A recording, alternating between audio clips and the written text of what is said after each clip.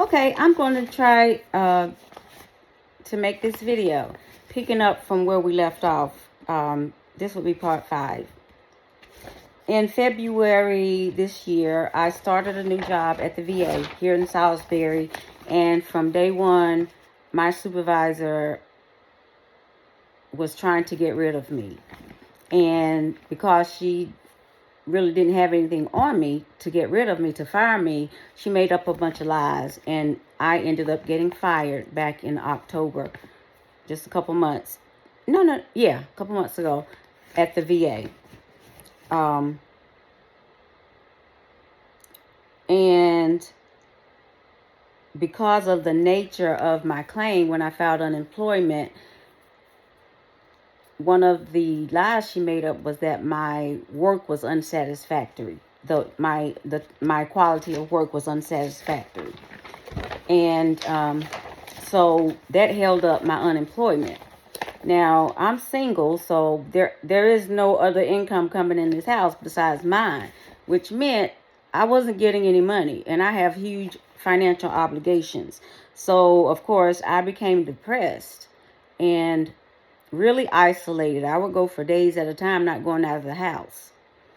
And basically, I just stay. I'm in my room all the time.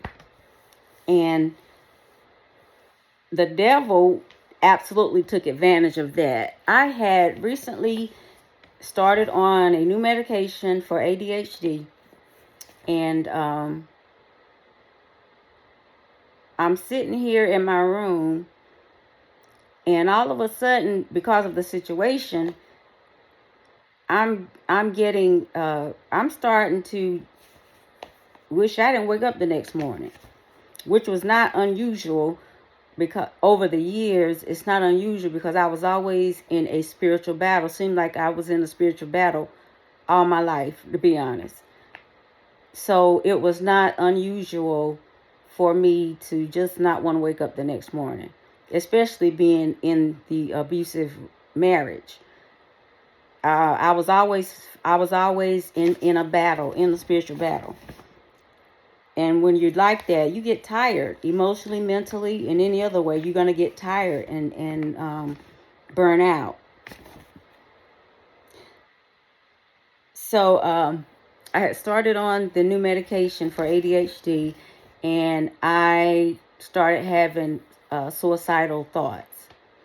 I purchased a firearm earlier this year because I'm single, and it's not far from me. And the devil started, of course, edging me on to kill myself. So eventually I realized that these thoughts that I was having were much more aggressive than usual. Aggressive. So I became curious, and I started to check out the new medication for ADHD that I had just started, and that was one of the side effects, suicidal ideations. So thank God, I was suicidal for 3 days, and so when I realized that it was coming from that medication, I stopped taking the medication. Now, because I hadn't had any income for almost 2 months, everything was in jeopardy. I was in jeopardy of losing everything I had. My car, my home, everything. And so I was very depressed. And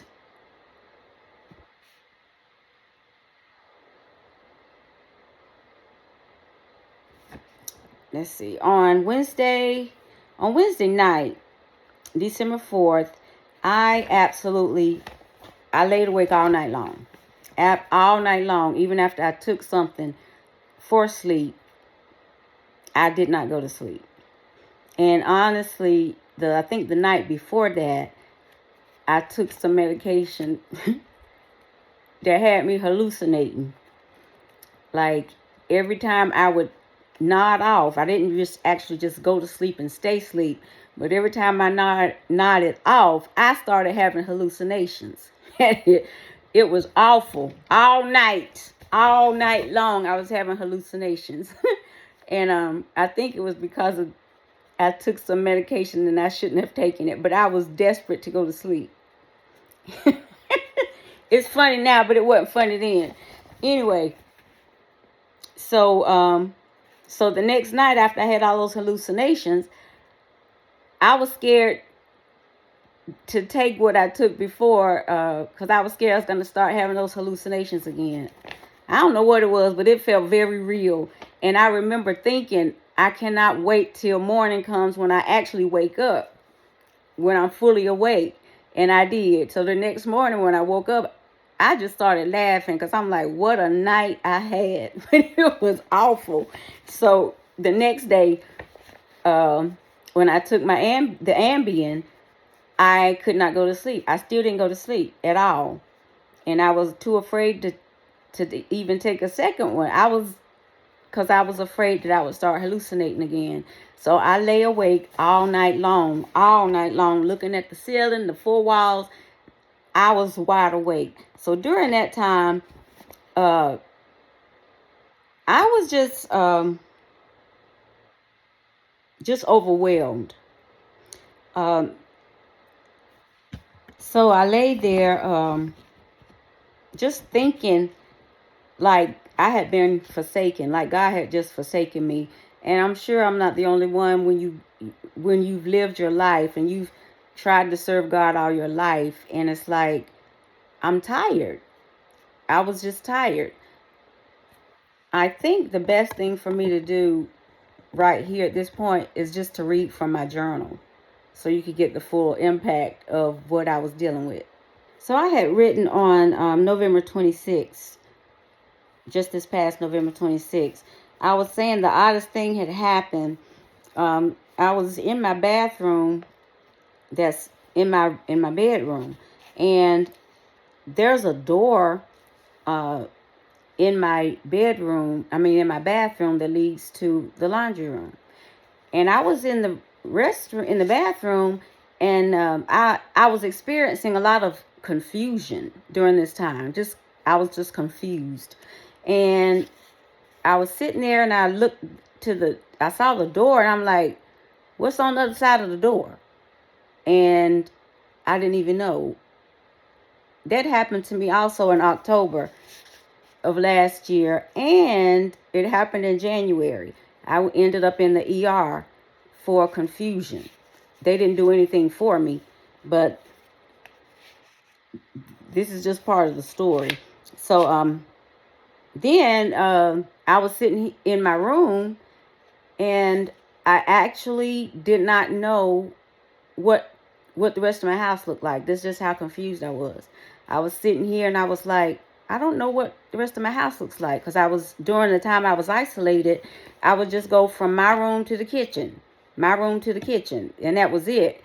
And so I'm like, I don't even know what the rest of my house looked like. That's how confused I was. So anyway, so during the time that I didn't have any income coming in, I was overwhelmed, of course, with anxiety. But when I look back on it, God He provided. And should have written down all the different steps the stuff that He did to come through. But it seems like at one point I just sold jewelry that I had, my like jewelry that I had been given, that my ex-husband had given me. I just sold all that stuff, just trying to survive. I sold all that, and then I ended up selling some stuff at the pawn shop just to get by. It was a terrible, terrible experience. And during this time, like I wasn't going through enough, I ended up I thought I was done having to deal with my supervisor from the VA. Well, if I wasn't going through enough, I got a envelope from the VA telling me that my supervisor wanted to report me to the nursing board. She's trying to take my nursing license. So there I had to deal with that.